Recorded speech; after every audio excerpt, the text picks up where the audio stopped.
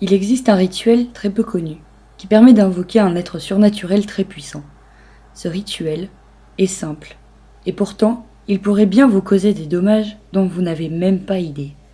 Si vous êtes un casse-cou, et que vous voulez quand même vous y frotter, voici les instructions. Premièrement, se rendre dans une forêt, de préférence isolée et calme, là où personne ne pourra vous déranger. En pleine nuit, c'est encore mieux. Deuxièmement, choisir l'arbre le plus haut et le plus imposant dans la zone où vous vous trouvez. Troisièmement, amenez avec vous un animal mort, en guise d'offrande à cette entité. Vous devez le tuer de vos propres mains, sinon le rituel ne fonctionnera pas. Dites-vous simplement qu'il n'est pas difficile de tuer un pigeon, une souris, qu'on peut acheter pour 2 € en animalerie, ou bien même le chat du voisin qui vous pourrit la vie.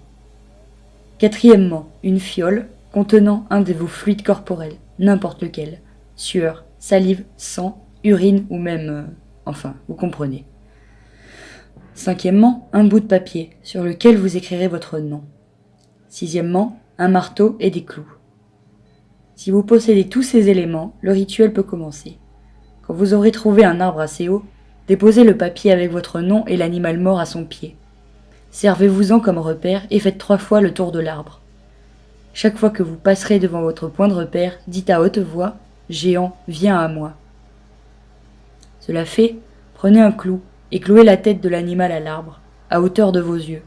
En plantant ce clou, dites à haute voix « Géant, j'ouvre la porte de ton monde ». Prenez un autre clou et fixez la patte avant droite de l'animal à l'arbre. En plantant ce clou, dites à haute voix « Géant, viens dans mon monde ». Prenez un troisième clou, puis plantez la patte avant gauche de l'animal sur l'arbre. En plantant ce clou, dites à haute voix « Géant, je t'invoque ». Avec un autre clou, fixez le papier avec votre nom au-dessus de la tête de l'animal.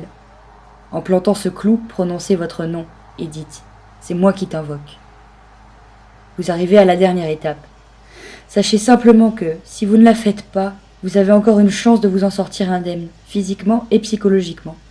Cependant, vous aurez quand même à ce stade éveillé la curiosité du géant.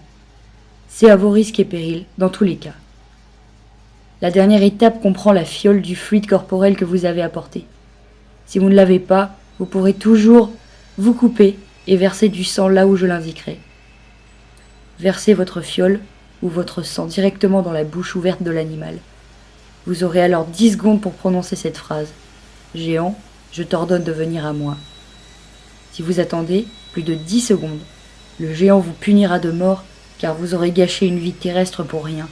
Une vie pour une vie. C'est sa loi. On ne fait pas ce rituel à la légère.